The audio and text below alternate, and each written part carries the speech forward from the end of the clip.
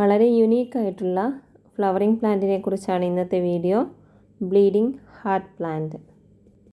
Matured ആയിട്ടുള്ള heart shaped white ഫ്ലവറിൽ നിന്നാണ് ഈ റെഡ് ഫ്ലവർ വരുന്നത്. അതുകൊണ്ട് തന്നെയാണ് ഇതിന് ബ്ലീഡിംഗ് ഹാർട്ട് പ്ലാന്റ് എന്ന പേരും ലഭിച്ചിരിക്കുന്നത്. ഒരു പടർന്ന് കയറിപ്പോകുന്ന ചെടിയാണെങ്കിലും ഇതിനെ കുറ്റിച്ചെടിയായും വളർത്തിയെടുക്കാം. കട്ട് ചെയ്ത് പ്രൂൺ ചെയ്ത് നിർത്താം. വർഷത്തിൽ മിക്കവാറും എല്ലാ ദിവസവും പൂക്കൾ തരുന്ന ചെടി എന്ന് തന്നെ പറയാം. ക്ലിയോഡെൻഡ്രം വിഭാഗത്തിൽപ്പെടുന്ന ഈ ചെടിയുടെ ഇലകളും ഭംഗിയുള്ളതാണ്. ഇതൊരു സീസണൽ ഫ്ലവർ ഒന്നുമല്ല. മഴക്കാലത്തും വേനൽക്കാലത്തും ഒക്കെ പൂത്ത് കിടക്കും. പ്രൊപ്പഗേഷൻ മെയിനായിട്ടും സ്റ്റെം കട്ടിങ്ങിലൂടെയാണ്. വെയിലത്ത് വച്ചാൽ നന്നായി പൂക്കൾ പിടിക്കും. അതേസമയം കഠിനമായ വെയിൽ ഇതിന് ആവശ്യമില്ല. എന്തായാലും മോർണിംഗ് സൺലൈറ്റ് കിട്ടുന്നിടത്തെങ്കിലും ഈ ചെടിയെ സെറ്റ് ചെയ്യണം. എങ്കിൽ മാത്രമേ നല്ല പൂക്കൾ ഉണ്ടാവുകയുള്ളൂ. വേനൽക്കാലത്ത് എല്ലാ ദിവസവും വെള്ളം കൊടുക്കണം. അല്ലാത്തപ്പോൾ ഇടവിട്ട് കൊടുത്താലും മതി. നനവുള്ള മണ്ണാണ് ഈ ചെടിക്കിഷ്ടം. പുതിയ ചെനപ്പുകളുടെ അറ്റത്താണ് മൊട്ടുകൾ ഉണ്ടാകുന്നത്. അതുകൊണ്ട് പ്രൂൺ ചെയ്ത് വളം കൊടുക്കണം. വളം കൊടുത്തു കഴിഞ്ഞാൽ പുതിയ ചെനപ്പുകളും പുതിയ പൂക്കളും ഉണ്ടാവും. ഒരുപാട് കെയറൊന്നും ആവശ്യമില്ലാത്തൊരു ചെടിയാണ്. പോട്ടിംഗ് മിക്സിൽ മണ്ണ്, മണൽ, ജൈവവളം മിക്സ് ചെയ്ത് കൊടുക്കാം. ചട്ടിയിൽ നട്ടു കൊടുക്കാമെങ്കിലും ഇതിൻ്റെ പെർഫെക്ഷൻ ഉണ്ടാവുക നിലത്ത് വച്ച് അത് പോർച്ചിലോ സിറ്റ് ഔട്ടിലോ അല്ലെങ്കിൽ മതിലിൻ്റെ പുറത്തൊക്കെ കയറ്റി വിട്ട് വളർത്തുമ്പോഴാണ്. ഓരോ പൂക്കൾ കഴിയുമ്പോഴും പ്രൂൺ ചെയ്ത് കൊടുത്താൽ അടുക്കളായി പൂക്കൾ നിറഞ്ഞു ഉണ്ടാകും. വലിയ സപ്പോർട്ടൊന്നും ആവശ്യമില്ലാത്തൊരു ചെടിയാണ്. നിലത്താണ് നടുന്നതെങ്കിൽ മണ്ണ് കൊത്തിക്കിളച്ച് അടിവളമിട്ട് ചെടി നട്ടു കൊടുക്കുക.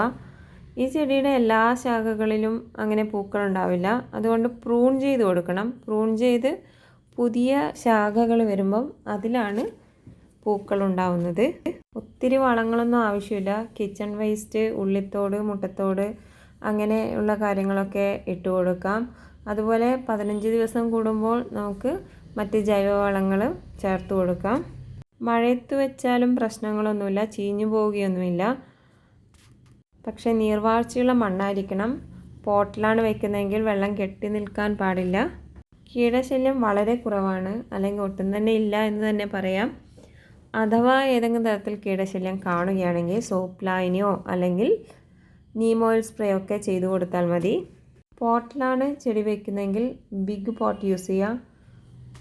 കാരണം ഇത് കുറച്ച് വലുതായി വരുന്നൊരു ചെടിയാണ്. അങ്ങനെ വളരെ അഗ്രസീവായി വളരുന്ന ഒരു ചെടിയൊന്നുമല്ല. അഥവാ നമുക്ക് ആവശ്യത്തിലധികം നീളം വെച്ച് എന്ന് തോന്നുവാണെങ്കിൽ അതിനെ കട്ട് ചെയ്ത് കൊടുത്താൽ മതി. കട്ട് ചെയ്യുന്നതിനനുസരിച്ച് ഇതിൽ പൂക്കൾ കൂടുകയേ ചെയ്യുള്ളൂ. നട്ട് ഏകദേശം 2-3 മാസം കൊണ്ട് തന്നെ നിറഞ്ഞു പൂക്കുന്ന ഈ ചെടി എല്ലാവരും വീട്ടിൽ വളർത്താൻ ശ്രമിക്കുക. വളരെ ഭംഗിയുള്ള യുണീക്കായിട്ടുള്ളൊരു ഫ്ലവറിങ് പ്ലാന്റാണ് ഈ ബ്ലീഡിംഗ് ഹാർട്ട് പ്ലാന്റ്. ഈ ചെടിയുടെ വേറൊരു കളറും കൂടി കാണാറുണ്ട്. പിങ്ക് മെറൂൺ ഷെയ്ഡിലാണ്. ഈ വൈറ്റ് ഫ്ലവർ വരുന്നിടത്താണ് പിങ്ക് മെറൂൺ ഷെയ്ഡ്. അതിൻ്റെ എൻഡിൽ ഈ റെഡ് ഫ്ലവർ തന്നെ ആയിരിക്കും. എന്നാലും കൂടുതൽ അട്രാക്റ്റീവായിട്ട് തോന്നുന്നത് ഈ ചെടിയാണ്, ഈ കളറാണ്. ഇതിൻ്റെ മറ്റൊരു പ്രത്യേകത പറഞ്ഞാൽ ഒരിക്കൽ പൂത്ത് കഴിഞ്ഞാൽ ഒരുപാട് ദിവസം, അതായത് ആഴ്ചകളോളം പൂക്കൾ വാടാതെ കൊഴിയാതെ ചെടിയിൽ അങ്ങനെ നിൽക്കും.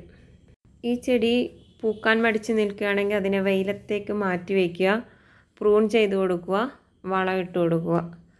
എങ്കിൽ ഉറപ്പായിട്ടും ചെടിയിൽ പൂക്കളുണ്ടാവും.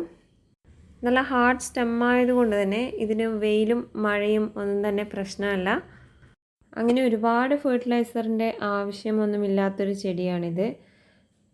വളം ചെയ്തു കൊടുക്കുമ്പോൾ മാറി മാറി ഇട്ട് കൊടുക്കുക. കോക്കോപിറ്റ് നമുക്ക് യൂസ് ചെയ്യാം. അതുപോലെ വേർമി കമ്പോസ്റ്റ്, എല്ലുപൊടി, നീം കേക്ക് ഇതൊക്കെ നമുക്ക് ചേർത്ത് കൊടുക്കാം. ഏത് ജൈവവളവും ചേർത്ത് കൊടുക്കാം. രാസവളങ്ങൾ ഇട്ട് കൊടുത്താലും നന്നായിട്ട് പൂക്കൾ ഉണ്ടാവും. പക്ഷേ അതിൻ്റെ ഒന്നും ആവശ്യം ഈ ചെടിക്ക് വരുന്നതേയില്ല.